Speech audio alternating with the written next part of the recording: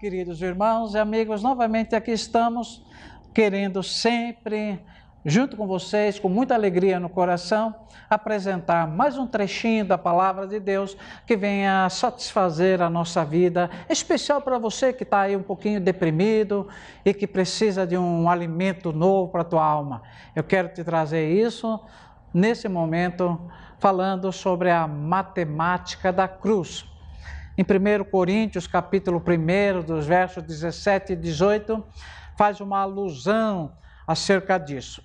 E eu quero iniciar falando que a matemática é uma ciência exata, né?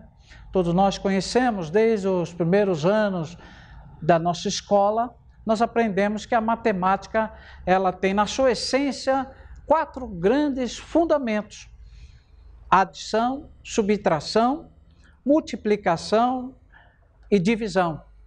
Agora, aproveitando essa ciência exata, eu quero te fazer uma alusão de que a Bíblia, através da cruz, ela também usa esses fundamentos para nos atrair a ela. Ela produz, na sua essência, uma matemática divina. Eu quero te levar a um rápido momento em que você vai entender exatamente o que eu estou querendo falar. E vamos começar dizendo que a cruz subtrai uma alma do inferno. Todos nós sabemos que estávamos em caminho para a destruição da nossa alma.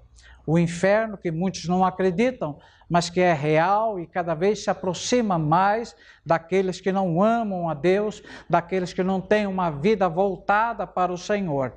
Eu quero te dizer que quando aceitamos a Cristo, somos subtraídos, somos afastados, somos diminuídos dessa chance de ir para o inferno, porque a cruz nos apresenta a salvação através de Jesus.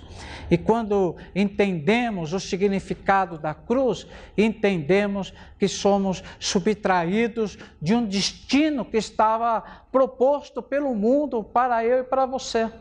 Hoje, temos que entender que a cruz nos afastou, nos eliminou essa oportunidade tão real que nos perseguia ao longo da nossa vida. Eu quero te dizer, como diz o texto lá em João 5:24, que de fato fomos subtraídos da nossa condenação, fomos subtraídos do fogo eterno, de tudo aquilo que o inimigo, ao contrário de Deus, está produzindo para aqueles que não fizerem a melhor escolha por Deus. Quero também te dizer que, ao contrário de subtrair, a cruz agora adiciona almas para o céu. É o efeito contrário. Subtrai a condenação e agora a cruz nos adiciona a salvação eterna. Aquele lugar tão maravilhoso, que está tão próximo.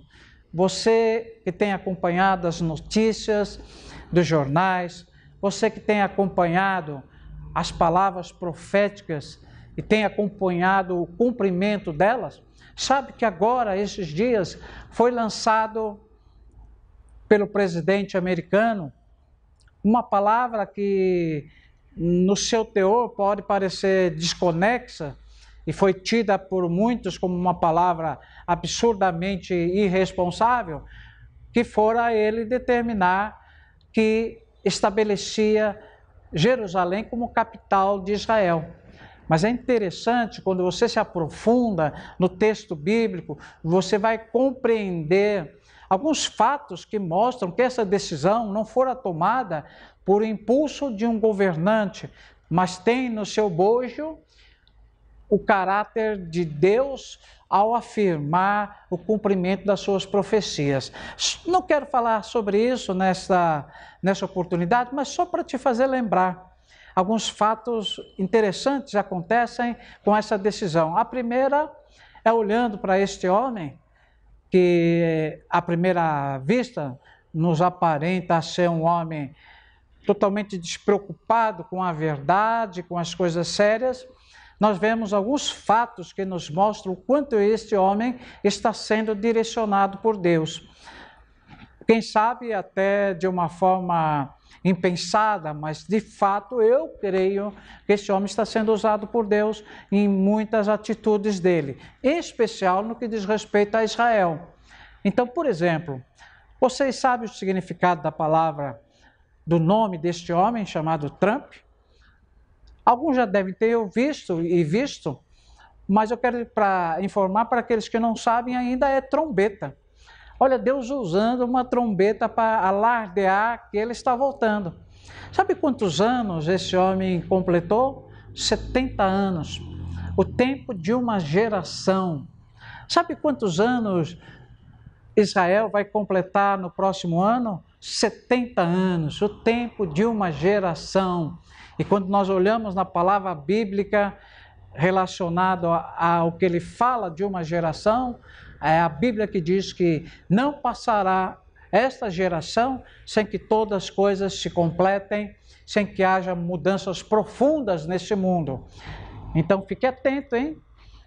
A partir do dia 14 de maio do próximo ano, Israel completa 70 anos, se cumpre uma geração, e aí nós podemos prever que muitas coisas nesse mundo vão mudar.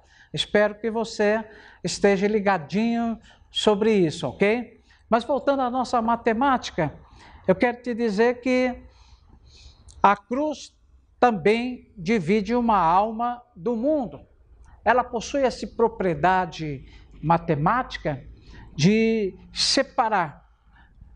Quando nós temos uma conversão genuína e verdadeira, nós encontramos o homem fazendo separações, como o fundamento matemático, dividir, separar.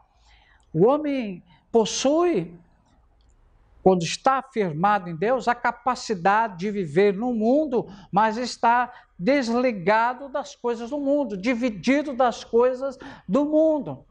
Como eu disse a princípio, ele está vivendo no mundo, caótico, confuso, pecaminoso, mas ele sabe dividir, ele sabe manter a sua santidade, o seu compromisso com Deus, mesmo vivendo dentro de um mundo tão injusto.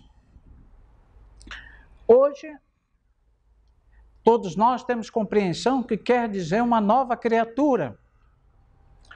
Se pudermos simbolizar isso, traríamos para dizer que a nova criatura é a tipologia da divisão do homem em relação ao mundo. Uma nova criatura é aquele que divide a sua vida antes e depois de ter aceito a Jesus. Quando ele ressurge como nova criatura, ele passa a ter comportamento, fala, atitudes, pensamentos totalmente novos, diferentes do mundo. Há uma divisão clara de uma vida nova.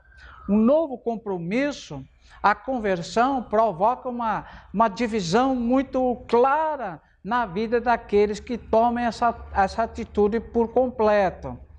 Então, quando olhamos no conjunto desses fundamentos matemáticos, nós podemos entender que a cruz, meu amado irmão e irmã, ela tem essa matemática divina de subtrair, de adicionar, de dividir e também, por que não dizer, multiplicar. E quando ele fala de multiplicar, o que é? Deus tem uma propriedade magnífica, e isso é simbolizado na cruz, de multiplicar as coisas pequenas em coisas grandes. Ele traz um fator novo para o nosso viver. Às vezes nos achamos incapazes de muitas coisas, mas com pequenas coisas Deus multiplica. Isso é tão bonito a ver na história bíblica em diversos momentos. Então, por exemplo, no grande sermão que ele faz, e ali ele chega um momento que entende que é preciso alimentar as pessoas que ali estavam, não só com a palavra dele, mas também com alimento terrestre. Ele pega poucos pães, poucos peixes e faz uma multiplicação grandiosa e maravilhosa. Quando o profeta pede que a viúva traga aquele pouco azeite, novamente nós vemos ali o poder da matemática divina multiplicando aquele azeite de um número infinito, que vem encher grandes vasos, salvando a vida daquela viúva e do seu filho. Deus quer fazer isso nesse dia para você. Deus quer usar uma matemática divina sobre a tua vida. Deus quer te afastar de uma vez desse mundo, subtraindo você de toda a condenação que está proposta pelo mundo. Mas Deus, ao contrário disso, quer te adicionar a salvação eterna, um lugar de gozo, de alegria que está proposto para você. Deus quer fazer uma divisão profunda na sua vida, separando de vez você das coisas que são praticadas por aqueles que não amam a Deus. E finalizando, Deus quer multiplicar chuvas de bênção na tua vida. Para isso, aplique a matemática aí, faça aí prevalecer o teu senso de um homem de Deus, de uma mulher de Deus, confiando que sempre a cruz vai determinar um fato novo para você. Que Deus te abençoe. Eu conto com você no próximo programa, mas sempre lembrando, se você quer viajar comigo para Israel, tem a oportunidade de me conhecer, de conhecer o trabalho de mais de 15 anos, levando centenas, quem sabe milhares de pessoas a Israel. Para isso eu te peço, acesse o meu WhatsApp 11 999 53 8062. Te aguardando, tá bom? Fica com Deus, uma grande alegria para o teu coração. Deus te abençoe.